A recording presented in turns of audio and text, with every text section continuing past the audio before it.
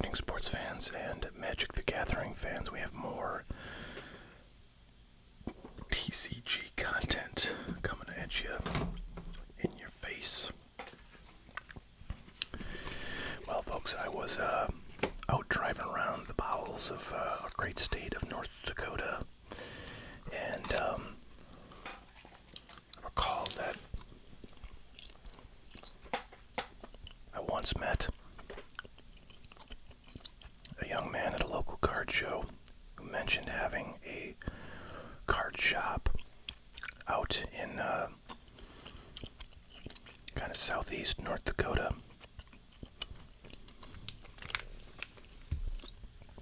So I decided I would cruise on by and see what we could see. So yeah, I did that, and I did want to, kind of support them. They're a new shop. It's in the middle of nowhere, and I'm sure that they don't get a ton of foot traffic, so I thought it would be nice to buy a few things, and I did buy a bunch of Pokemon stuff for my kids. But I also wanted to buy something for myself to make a video with, and they had a few different collector booster packs available, so I thought I would pick them up. This one is the hot ticket of the moment, Final Fantasy collector booster. Boxes of this stuff are like are they $1,500? I don't know, there's something crazy. It's like $13, $14, if not $1,500. And these packs are like 100 plus, I think, a piece. I got this pack for, I think it was like $75.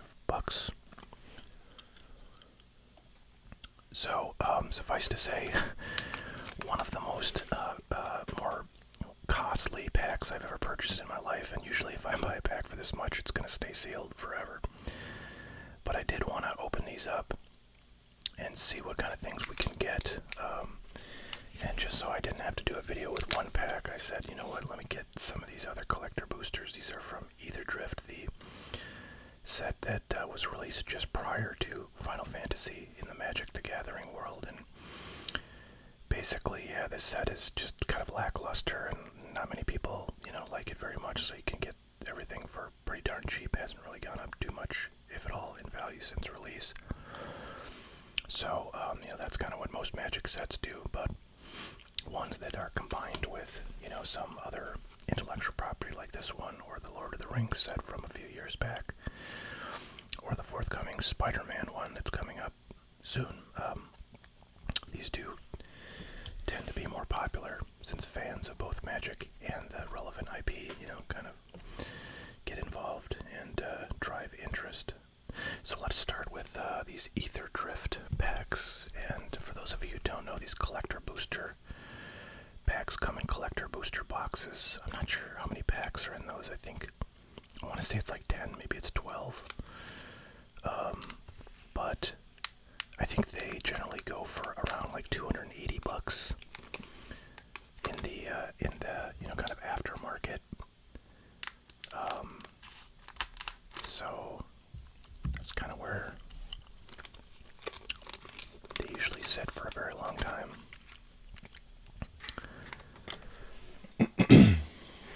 Unless they go completely nuts, like I feel like I want to take, I don't know what I'm doing. Seems like there's some full art cards on the back, so I want to kind of save those for last. So we have a basic land foil here. L for land in the rarity designation. This is a uncommon foil. I think every card in here is a foil, which is, what makes the collector box unique. It's a foil or better, I should say. Here's another uncommon, back on track. I gotta say, these cards are pretty beautiful looking. The foil reflection. Another uncommon diversion unit. So yeah, I do think the ones on the back were kind of the least valuable. Here's a common Goblin Surveyor. Another common Spectral Interference. Jungle Hollow. So what makes these, I think, collector boosters, different than the sort of regular booster, which they call a play booster, which I opened a few packs of a few videos ago, is the play boosters, have mostly, non-foil cards. So they don't have that reflective kind of finish. You might call that a holo in Pokemon land. So they have, just kind of base cards, mostly base cards. You get like, I don't know, one or two or like maybe three, like uncommon or better cards. And maybe one of those will be a foil. But the odds of getting like a full art are very, minimal. Whereas here, there's like a certain number guaranteed per pack. And then also, you can get only in the collector booster boxes serial numbered cards that do not appear anywhere.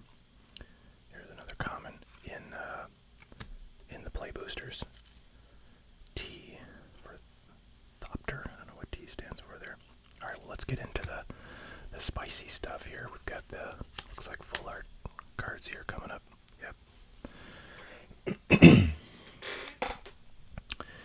Okay, so we have a rare Agonosaur Rex. Looks very strange. A lot of limbs there. It's kind of like made of feet.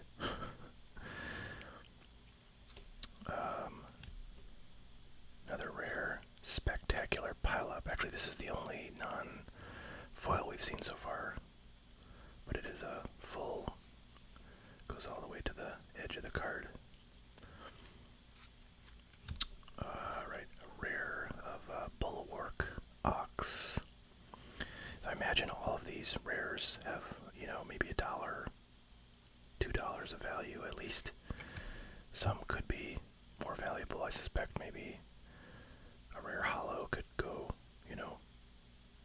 for a decent amount, but I just don't know which ones. There's Territorial Aetherkite. And we've got an M, which is kind of the most rare, I think, designation. And it's the last ride. Okay. Now we've got a full art common glamorous ironclad. And another glamorous ironclad, which is just a regular common. So, very strange there. So yeah, I just don't know what to look for. I mean, I think, like, if I saw a valuable card, I wouldn't even know it. I mean, I assume the R's are more likely to be valuable than the non-rares, like the uncommons and commons, but beyond that, I just don't know what, could have significant value.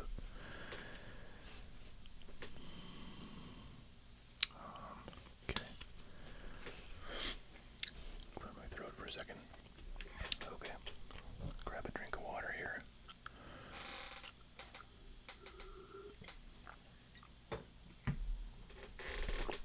Alright. Plains. Land card. Uncommon Road Rage. Uncommon Racer Scoreboard. Uncommon Slick Imitator. Common Run Over. Common Burner Rocket. Common Chitin Gravestalker. Land Tranquil Cove. Pilot T. I don't know what the T is. And here's our special cards. So an M, foil of Hazaret. Pretty cool. So that could be maybe worth something. I feel like the M's are most likely to be worth something. A non-foil market back Walker rare. Another non-foil rare of Howl Squad Heavy Vehicle. A rare of Pima Trailblazer. Another, I think, mythic rares, what that stands for. So another mythic rare foil. Take that out for looking up. This one sure looks cool. It's a full bleed common foil. I don't know. I'm going to look that one up just in case. And then an uncommon non-foil. So I'm going to take some of these out. We'll look them up at the end. That's a mythic. If I had like a rare foil, probably this one is a foil, full art. Yeah, so we'll look up those mythics and then the rare foils and see if any of those maybe have any more value than $1 or something. But I'm not optimistic. Okay. Alright, next we have the $80 collector booster.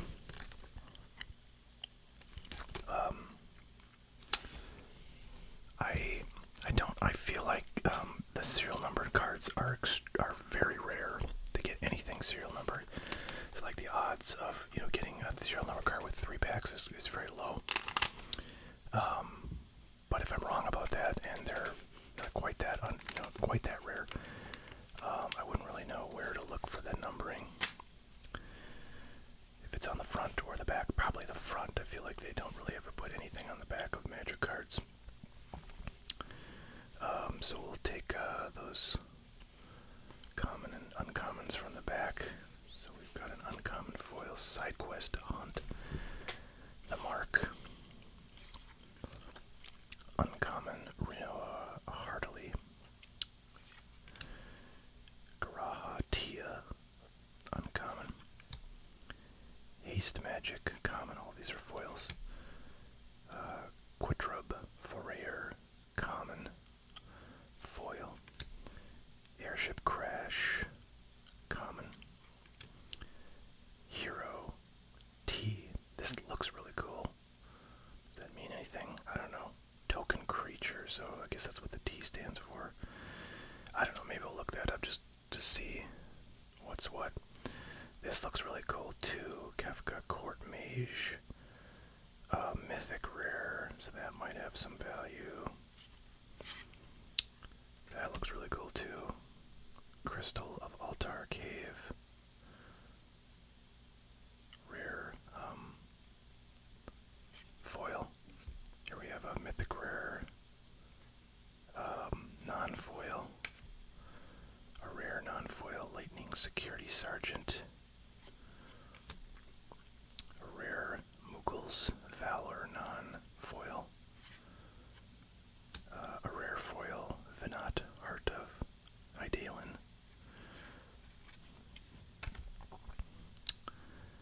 A forest land a foil. An uncommon foil Summon Fenrir.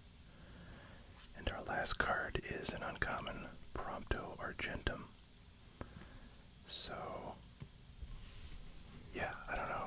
I guess I pulled the rare foils and the mythics. If you Magic experts tell me I should be pulling anything else, let me know. But we're going to sleeve these up and then we're going to roll over to a TCG Player window and see what some of these are going for, if anything. But that's about $100 worth of packs right there that we've opened. And I suspect we will return a very small percentage of that. But anything's possible. I just don't know yet. But yeah, I'll be shocked if we get like $50 in value out of these cards. And you Magic experts will already have probably a very clear sense of whether I've achieved that metric or not, or how much value I have got here. But we're going to find out once and for all. So, alright, I'm going to get this set up, and we'll be back with the new window. Alright, folks, here we go. First up is the Hazaret Godseeker.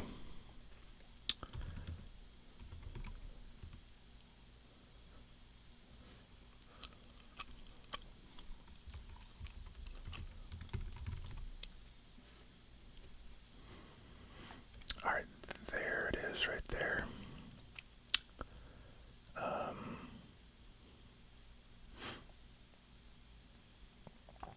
Looks to be about $1, $2, something like that.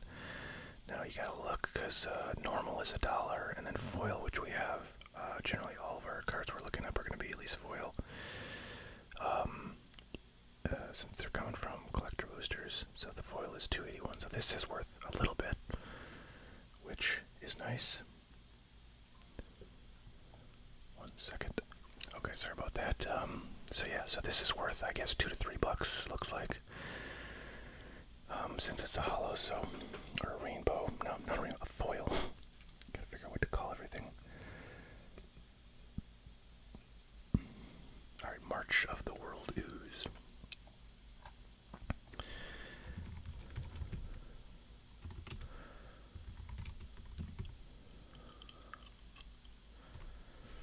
There's always so many versions of everything.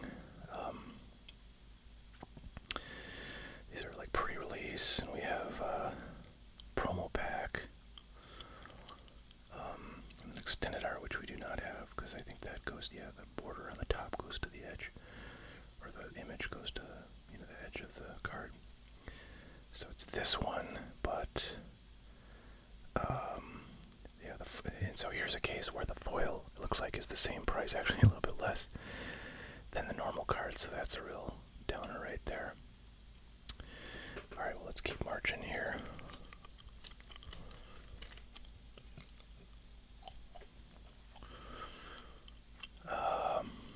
Hull Drifter is next. Hopefully I can at least learn some of the terminology by seeing. So borderless is the one here, and the foil is $1.12, or I'm sorry, it's 12 cents. So yeah, that one's gonna not even be deserving of a sleeve. That goes back in the common pile. Alright, we got the last ride.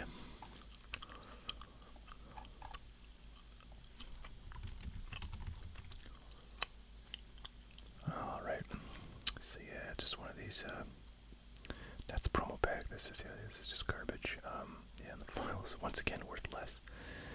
Alright, so we take that out of its sleeve.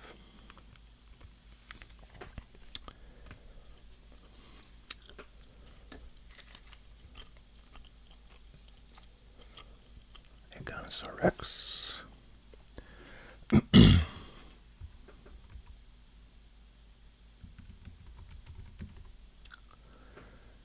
Borderless. Wow. Okay, so absolute trash. It is the foil, so it's at least worth $1. But I'm gonna throw it in the common pile and say no sleeve for you. Yeah. Alright, next up is Hero. That's gonna be difficult to find.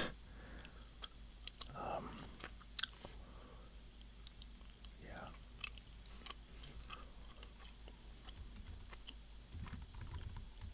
Put the set name in, and then it's like never helpful. Thanks. TCG player. Let's see if I can find this one. Looks like there's, well, can I do set? I want to do, oh, I forget. Oh, this was Final Fantasy.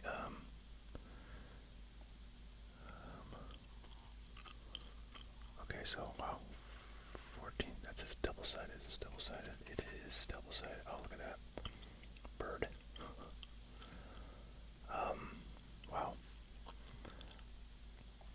Alright, so far we've turned 100, like a $75 pack into 14 cents here.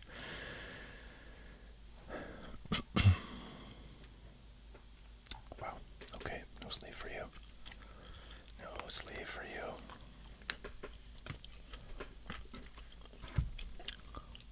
I'm not gonna lie, this is going to be the last time I ever open Magic cards in my life. Kefka, Court de Mage.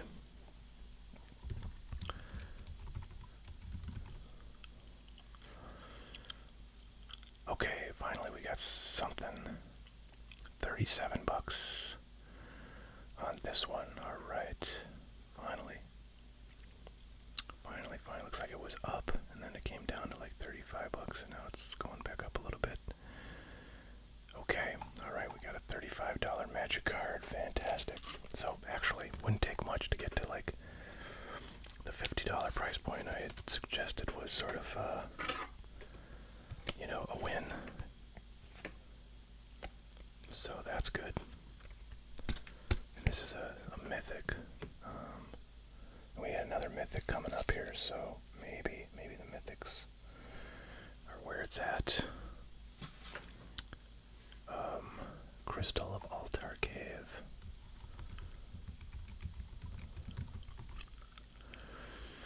$5, okay. Okay, not bad. Not bad at all. So we have this $5 one. And like that first one we looked up from Aetherdrift was like $4. So we've got, you know, we're getting there. We're definitely getting close. We're past the $40 point. We can just squeak in there with something. A tier and pre-win.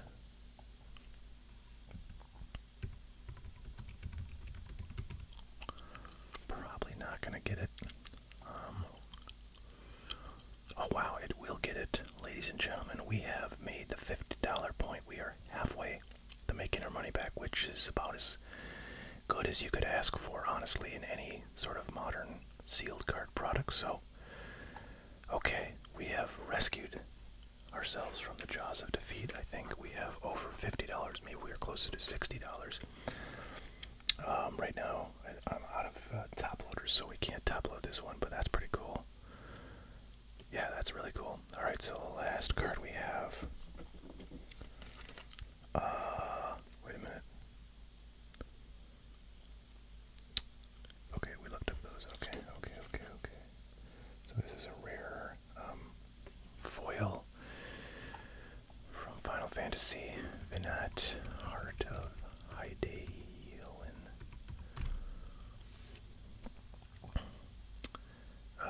Let's see, pre-release Final Fantasy. Okay, yeah, so this is just a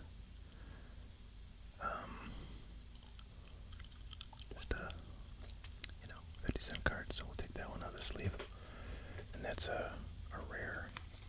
I did want to maybe just see if there's any other of these. I mean, it seems like the Final Fantasy cards are definitely more likely to be something, even though that, like, that hero was one of those T cards, so maybe they're like lands cards and they're just kind of worthless.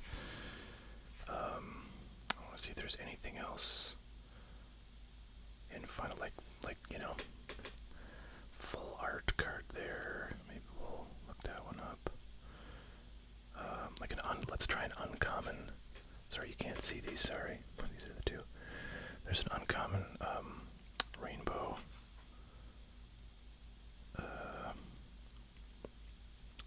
Here's a rare, you know, extended art. There's a rare extended art. So I don't know. I'm grasping at straws here, but I'm trying to get us to $60 of value. So if there's any possibility, these might be like $3 or $4, because whatever they're, you know, good to play in the game or something. Maybe they have some value.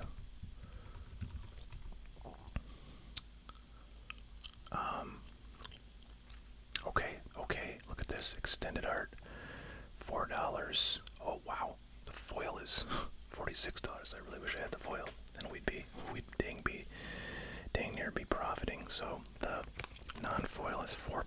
That definitely helps. I'm glad we looked that up, and we are getting there, folks. Now we'll try another one of these rare non-foils. Let's try Moogles. Oh, man. I feel like, did I already look that up? I feel like I already looked that up. Borderless, $3. Maybe I didn't look that up. Yeah, so the foil's $42. This is not the foil. This is worth $3. So, yeah, it's worth it. I mean, anything $3 or higher, I'm definitely going to foil. So here's a foil of an uncommon. Now, that's not anything we've looked up before, so we'll see if any of these, not any of these, but this one has any value. Borderless.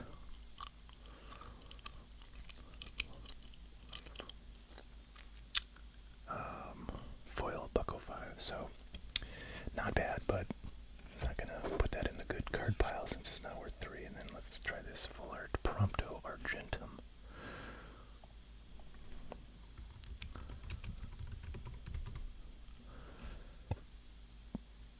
Borderless Surge Foil, or Borderless, I think it's just this one, yeah, so